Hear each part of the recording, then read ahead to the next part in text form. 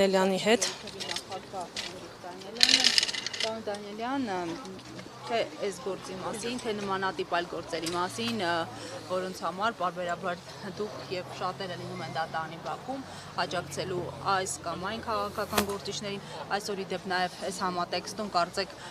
ակցիա էլ ունեք, ինչ սպասել, ինչպես կանխել այս կանխատեսելի սցենարները, ձերբակալություններ, կալանավորումներ եւ այլն։ Բարոն ձեզ մենք այս 7.5 տարի է տեսնում ենք նույն ձեռագիրը, ցավոք սրտի մեր ներկայությունը դատարանների հայաթներում ոչ թե պակասում է, այլ ավելանում է,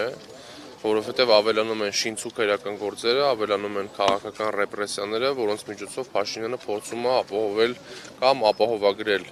իր իշխանությունը։ Նիկոլ Փաշինյանը նոր ռեպրեսիաների է դիմել, հիմա նրանք քաղաքական որոշում են կայացրել, որպեսզի որ համայնքապետերը, որ չեն ենթարկվում իշխանության որոշումներին, հայտնվեն բանտերում եւ ըստ նրանց ծրագրի այլ նոր մարդկանց նշանակեն, ովքեր կենթարկվեն նրանց ծրագրերին եւ այս խոշտանգումների եւ քաղաքական հետապնդումների հերթական զոհը Մասիս խոշորացված համայնքի ղեկավար Դավիթ Համբարձումյանն է, ով երեք Մոսկվայից վերադարձավ իմանալով, որ կալանավորվելու է, բայց ամեն դեպքում վերադարձավ,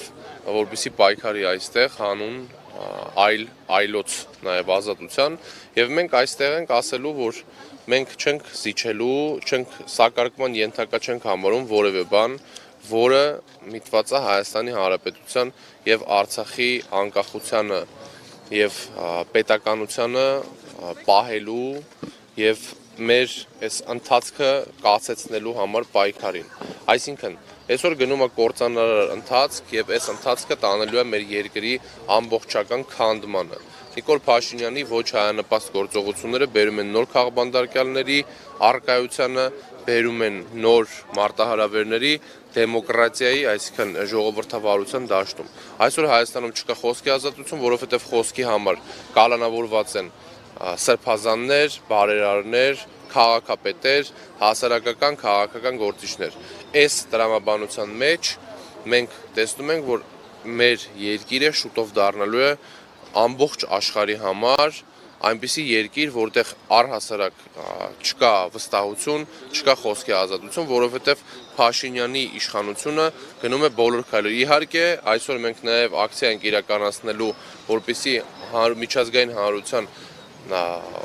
հայացքը սևեռենք այս իրավիճակին, որովհետև ինչպես տեսնում եք, միջազգային կառույցները լռում են եւ երկակի ստանդարտների գոյության պատճառով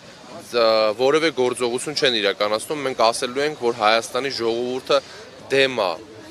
այս ռեպրեսիաներին եւ մենք չենք լռելու եւ չենք համակերպելու Նիկոլ Փաշինյանի դիկտատուրայի հետ։ Հայ ժողովուրդը պետք է ապրի արժանապատիվ եւ պետք է ապրի ժողովրդական, ժողովրդավար Հայաստանում, ոչ թե դիկտատուրայով եւ այս ռեպրեսիաներով խոսքի անազատությամբ, այսինքն սահմանադրական իրավունքը քաղաքացիների խոսքի եւ կարծիքի ազատության Նիկոլ Փաշինյանի իշխանությունը ոտնահարում է։ Մենք տեսանք նաեւ թե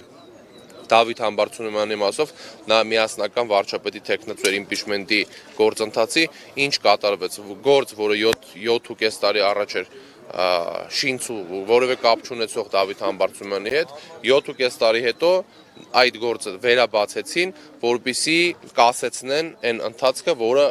թափ էր հավաքում ընդդիմության շրջանակներում, ընդդիմադիր օրակարգը փորձեցին փոխել եւ մենք այսօր պետքա փաստենք, որ որևէ ձև մենք չենք սակարկելու, որևէ ձև չենք լռելու եւ մեզ հնարավոր չի վախեցնել։ Հանրապետականները ապացուցել են, որ ոչ բանտերից են վախում, ոչ որևէ քաղաքական հետապնդումներից։ Մենք մեր հայրենիքի համար ենք պայքարում, լեգիտիմ ենք համարում մեր քայլերը եւ միակ հնարավորությունը համարել ենք եւ համարում ենք այսօր միակ օրակարգը ընդդիմադիր դա իմպիչմենտի գործընթացն է։ Ցավոք սրտի մեր տեխնացուին բանտարկել են, կալանավորել են ապօրինի շինցուկերական գործի շրջանակներում։ դեռ դրա մասին խոսան մեր պատգամավորները, դեռ չենք որոշել, դեռ ընթացակարգը չգիտենք, թե